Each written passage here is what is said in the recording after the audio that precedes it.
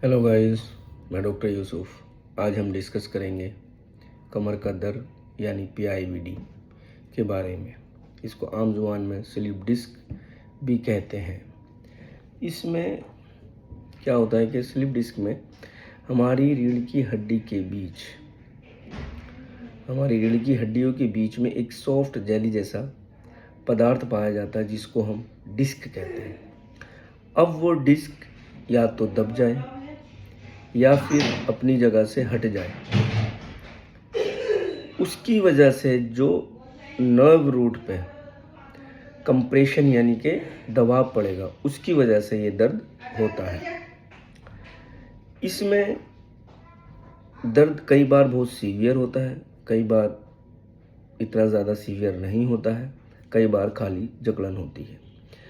अब इसके common symptom क्या है? ये दर्द कमर में होगा। कई बार दर्द कमर से होते होते पैरों तक जाएगा, या तो लेफ़्ट साइड या राइट साइड, कई बार दोनों तरफ भी हो सकता है। इसमें दर्द कई बार झटके की तरह होगा, एकदम झटका लगेगा, जैसे सियाटिका में कई बार आपको ये दर्द देखने को मिलता है।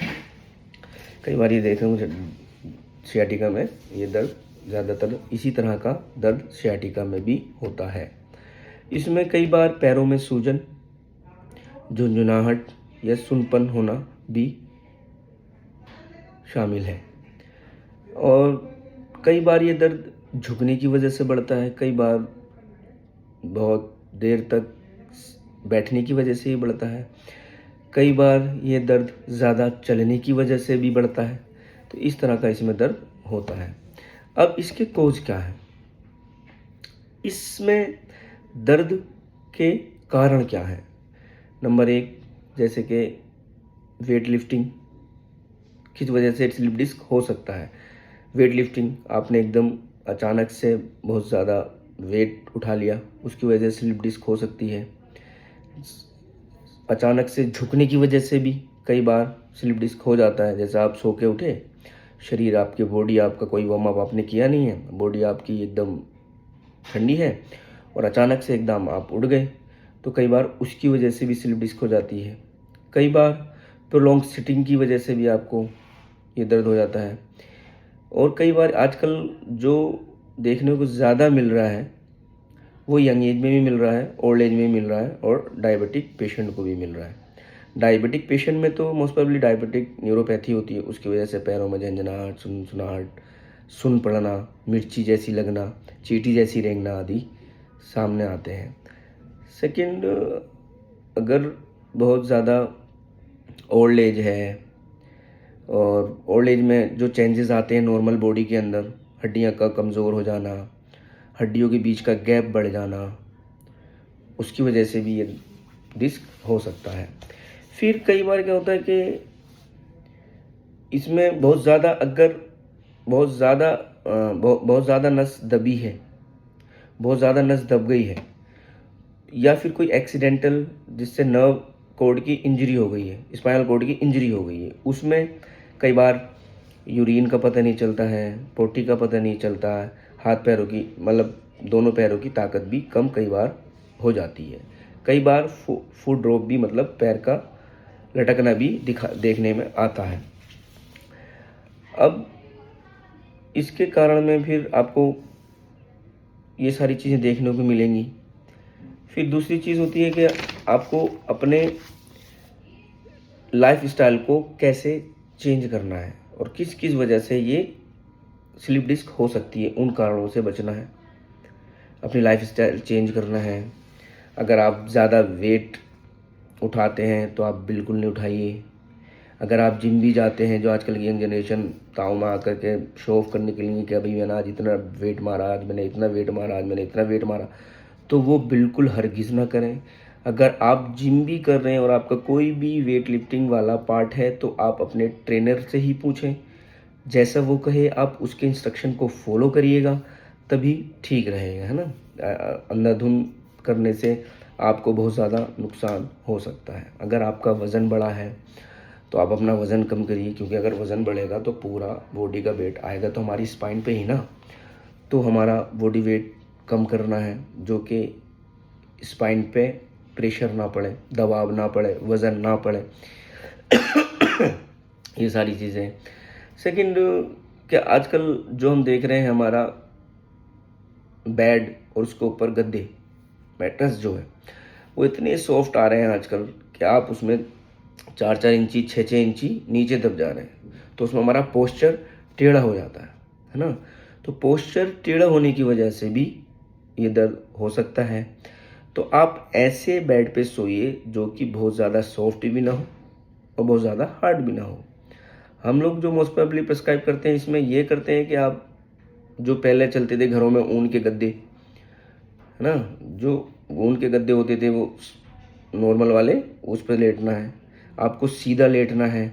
आप जब भी उठेंगे तो एकदम स्ट्रेट फॉरवर्ड ना उठें, करवट लेने के बाद आराम से उठें, थोड़ी देर बेड पे बैठें, अपनी बॉडी को पूरा रिलैक्स होने दें, ब्लड सर्कुलेशन होने दें, फिर उसके बाद फिर उसके बाद उठें। फिर आप अपनी नॉर्मल वॉकिंग करिए, है ना, खाने पीने का ध्यान रखिए, ये सारी चीज़ें हैं। फिर इसमें क्या होता है कि अगर आपको बहुत जल्दी पेन में रिलीफ नहीं मिलता है ना, अब मतलब कहने की बात है कि अपनी मर्जी से कुछ भी दवाई ना खाएं। कई लोग होते हैं बहुत समय तक लंबे पेन किलर खा लिया आराम आ गया, पेन किलर खा लिया आराम, वो इतना लंबा पेन किलर खाते हैं जिसकी वजह से किडनी में अफेक्ट होना शुरू हो जाता है। वो पेन किलर ज़्यादा खाने से हमारी किडनी को हार्म होता है ना। तो किडनी को नुकसान ना पहुँचे ऐसी दवाएं ना खाएं।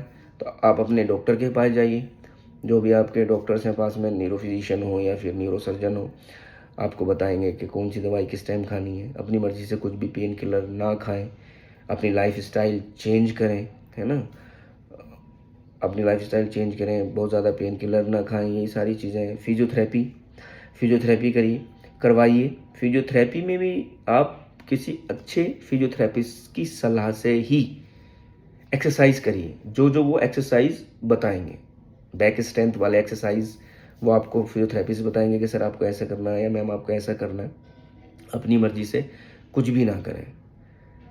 कई बार इसमें दर्द के लिए कोल्ड कंप्रेशन देते हैं, कई बार हॉट कंप्रेशन देते हैं, है ना। तो जो भी फिजियोथेरेपिस्ट की सलाह है आप उसको मानिए, उसके अकॉर्डिंग ही आप करिए, अपनी मर्जी से कुछ भी ना करिए, वरना ये पेन और भी बढ़ जाता है। और हाँ, एक चीज़ और, आजकल वो चीज़ें बहुत सुन रही कि भाई वहाँ बेड पर बैठे हैं और वो मसाज करते हैं और यहाँ झटका मारते हैं, वहाँ मारते हैं, पीछे से गर्दन पे पकड़ा, पीछे से झटका मार दिया और जहाँ पर दर्द है वहाँ पर ज़ोर से प्रेशर दे दिया। ऐसा हरगिज़ ना करें। ऐसा करने से आपको बहुत ज़्यादा परेशानी हो सकती है।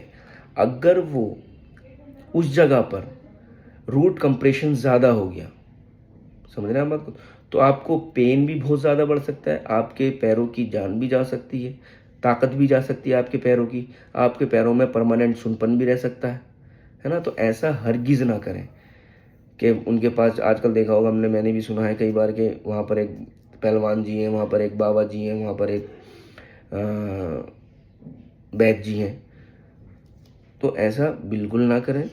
आप डॉक्टर की सलाह से ही कीजिए। जिस चीज़ को आपको अवॉइड करना कहा गया हो आप अवॉइड कीजिए, जिस चीज़ को आपको कहा करने को आप वो कीजिए। तो ये सारी चीज़ें हैं। डायग्नोज करने के लिए तो ये कई बार हमें फिज़िकल एग्जामिनेशन से भी पता चल जाता है कि ये कितना सीवियर है ना। तो जब रूट कंप्रेशन आपका होगा तो आपके पैरों में सुनसुनाहट, झंझनाहट, चींटियाँ रंगना और आपका कमर से दर्द शुरू होगा, पैर तक जागा होगा, तो इट मीन्स के कहीं ना कहीं आपकी नस दब रही है ना। तो वो हमें पता चलेगा MRI, एक्सरेज वगैरह से। ये सारी चीज़ें हैं। कई बार इतना सीवियर पेन होता है कि आपको आराम ही नहीं आता दिनों रात, ना लेटने से, ना बैठने से, ना नींद आती है ठीक से। तो ऐसे में फिर MRI करके पता चलता है, कई बार ऑपरेशन भी करना पड़ जाता है ना, कई बार लेमिनेक्टोमी, डिसेक्टोमी करके वो डिस्क को रिमूव करना पड़ जाता है, तो आराम आता है। तो अपना ख्याल रखिए, अवेयर रहिए, खाने पीने का ध्यान रखिए, हेल्दी रखिए, आप भी हेल्दी रहें, अपनी फैमिली को भी हेल्दी रखिए और इस का साझा अपने साथियों के साथ, फैमिलियों के साथ भी कीजिए। अगर आपको मेरी बात अच्छी लगी और मैंने आपको जो समझाने की कोशिश की है तो प्लीज़ सब्सक्राइब करिए, लाइक करिए, शेयर कीजिए। Thank you so much.